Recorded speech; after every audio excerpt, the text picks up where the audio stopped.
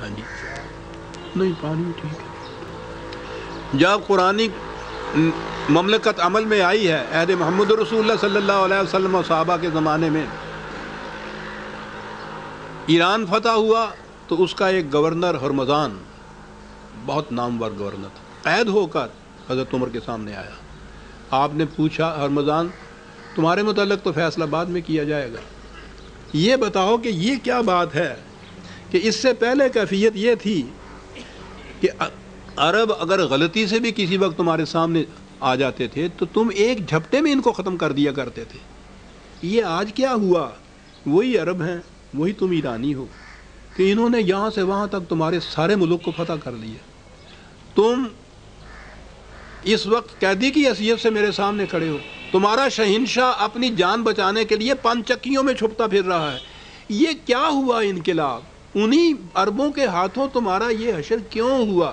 عزیزان من غور سے سنیے یہ لوگ کیا تھے. اس نے کہا بات بالکل واضح ہے عمر، پہلے جب مقابلہ ہوتا تھا ہم ایرانی ایک طرف ہوتے تھے، دوسری طرف تنہا عرب ہوتے تھے.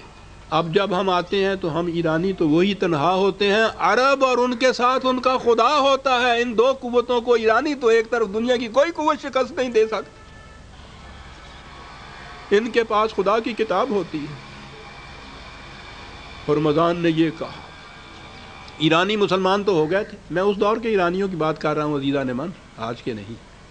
لیکن یہ جو شکست ان کو ہوئی تھی اس کا زخم بڑا گہرا تھا، اس کا بدلہ انہوں نے لینا تھا. اور عباسیوں کے زمانے میں چونکہ عباسیوں نے سلطنت ہی ان کی توسط سے حاصل کی تھی، ان کو بڑا فروغ حاصل ہوا. سارا معاشرہ اسلامی جسے اقبال اجمی کہتا ہے، ان کے خیالات، نظریات، تاثرات سے بھر گئی ساری فضا. یہ وہ دور تھا جب آپ کے ہاں روایات مرتب ہوئی ہیں. آپ کو معلوم ہے کہ آپ کے سایہ ستہ کی 6 کتابیں صحیح ترین جو ہیں ان سب کے جمع کرنے والے سارے ایرانی ہیں، عربی ایک بھی نہیں ہے اس کے اندر. اسی زمانے میں فقہ کے یہ قوانین مرتب ہوئے. عقیدہ یہ وضع کیا گیا کہ یہ جو روایات انہوں نے جمع کی تھیں ان کے متعلق عقیدہ یہ وضع کیا گیا کہ مثلہ معہو، یہ قرآن کی مثل قرآن کے ساتھ ہیں. وہی کی 2 قسمیں ہیں، ایک قرآن کے اندر ہے، ایک ان کے اندر ہے. اور آگے عقیدہ یہ کہ اگر قرآن میں اور ان میں ٹکراؤ ہو تو قرآن کو منسوخ سمجھو، اس کے حکم کو نافذ کرو. یہ عقیدہ ہے. فقہ کے قانون آئے انہی کے مطابق بنے ہوئے، اور ان میں عقیدہ یہ ہے کہ اگر ان میں اور قرآن میں کہیں آپ کو تصادم نظر آئے تو پہلے تو کوشش کرو کہ قرآن کی آیت کی تعویل ایسی ہو جائے جو اس کے مطابق ہو. نہ ہو سکے تو پھر قرآن کو منسوخ سمجھو اور فقہ کو نافذ سمجھو. یہ اس دور میں ہوا. آپ نے دیکھا کہ کس طرح سے قرآن درمیان میں سے نکل گیا. قرآن اس کے بعد صرف تلاوت کی غرض سے ثواب حاصل کرنے کے لیے رہ گیا ہے. اس 1000 سال میں کہیں بھی قرآن کے مطابق کوئی قانون نہ مرتب ہوا ہے نہ نافذ ہوا ہے. 1000 سال سے یہ کچھ چلا آ رہا تھا. اسی صدی کے ابتدا میں مختلف ممالک سے ایک آواز اٹھی کہ یہ اجمی اسلام کب تک مسلط رہے گا ہمارے اوپر. آئیے کتاب اللہ ہمارے پاس ہے، اس کے مطابق کوئی نظام قائم کرے. ترکی میں حلیم پاشا، مصر میں عبدہ مفتی، پاکستان میں سر سید، اور پھر اقبال نے تو ساری عمر ہی اسی میں ورز کر دی جناب. اور اس کے بعد قائد اعظم نے اس کو ایک عملی شکل دینے کے لیے پاکستان کی یہ تاریخ جو تھی یہ جاری کی اور پاکستان کی مملکت قائم کر لی. مقصد یہ تھا جیسا میں نے شروع میں کہا ہے. اور اس کے ساتھ میں نے یہ کہا ہے کہ قرآن دنیا سے ان 3 لعنتوں کو مٹانے کے لیے آیا ہے. شخصی حکومتیں، انسانوں کی حکومتیں، خواہ اس کی شکل جمہوریت ہی کیوں نہ ہو، مذہبی پیشوائیت، نظام سرمایہ داری. اور ظاہر ہے کہ یورپ اور امریکہ کی سلطنتیں تو کبھی بھی اس کو برداشت نہیں کر سکتی کہ قرآن کی حکومت کہیں قائم ہو جائے. اس کا توڑ مسلمان کو، غیر مسلمان تو یہ کر نہیں سکتے. اس کا توڑ یہ ہے کہ جو کچھ ہرمزان نے اور ایرانیوں نے شکست کا بدلہ لینے کے لیے کیا تھا، اور جو اس کے خلاف اب ذرا سی تحریک کہیں اٹھ رہی ہے، اس اسلام کو پھر سے فروغ دیا جائے کہ جو انہوں نے قائم کر کے آج تک چلایا تھا، اس اسلام کو دبا دیا جائے، پاکستان جس کے لیے بنا تھا، اور اس اسلام کو فروغ دیا جائے۔ یہ جو تحریک ان کی طرف سے چلی ہوئی ہے، اسے فنڈامنٹلزم کہتے ہیں۔ اساسی اسلام اس کا ترجمہ کیا جا سکتا ہے۔ معاف رکھیے گا ذرا ایک سیکنڈ کے لیے۔ وہ جو میں نے کہا ہے اتنے سینٹرز کھلے ہوئے ہیں وہاں، یورپ اور امریکہ کے تمام بڑے بڑے شہروں میں، وہاں جس اسلام کے فروغ کے لیے کوشش ہو رہی ہے، ذرا اس کی تفصیل کہیں پڑھیے گا۔ لمبی چوڑی بات نہیں کر رہا، وقت تیزی سے جا رہا ہے۔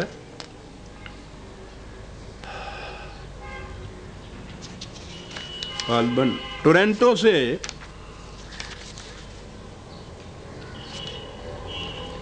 ایک رسالہ ان کا نکلتا ہے، 15 روزہ اخبار نکلتا ہے، الحلال، کینیڈا سے۔